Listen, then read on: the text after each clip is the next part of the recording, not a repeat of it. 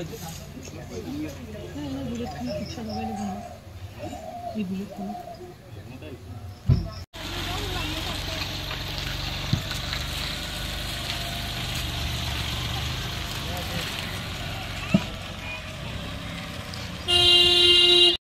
হৈছিল আপোনাৰ ভাগিন ছোৱালী লাগে? হয়, আপোনাক কোন লাগে? ভাগিন হয়। কি হৈছিল?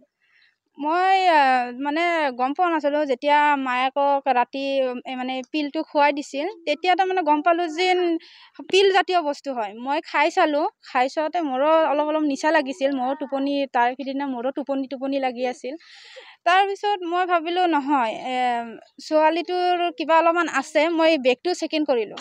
তেওঁৰ বেগত মই চিঠি পালোঁ আৰু ফটো পালোঁ। তেওঁৰ মায়েকক দেখুৱাই দিলোঁ আৰু তেওঁ মানে চিঠিবিলাকত এনেকুৱা লেখা আছে যেন ঔষধখিনি খুৱাই দিবা, ৰাতি টোপনি যাব। মোৰ ৱাইফকো খুৱাই দিছোঁ, তেওঁ বেছিকৈ খুৱাই দিছোঁ, তেওঁ টোপনি যাব।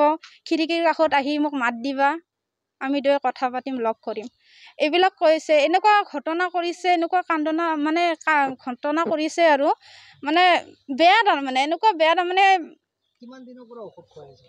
এইটো ছোৱালীটো কোৱা মতে 4 দিন, আৰু চিঠিতো লিখা আছে 4 দিনৰ 4 দিন মানে আছে, চিঠিতো লিখাই আছে। ভালকৈ সম্পৰ্ক কেতিয়াৰ পৰা আছিল?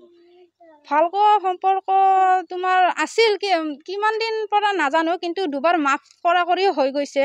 কিন্তু তাৰ সত্ত্বেও আৰু এনেকুৱা ভুল কৰিব বুলি ভবা নাছিলোঁ। এতিয়া আৰক্ষীৰ কাষ চাপিছে? হয়, আৰক্ষীৰ কাষ চাপিছোঁ। এতিয়া ছোৱালীজনী মেডিকেল কৰোৱা হৈছে? মেডিকেল কৰা হোৱা নাই, আমি এতিয়া যাম, মেডিকেলত যাম।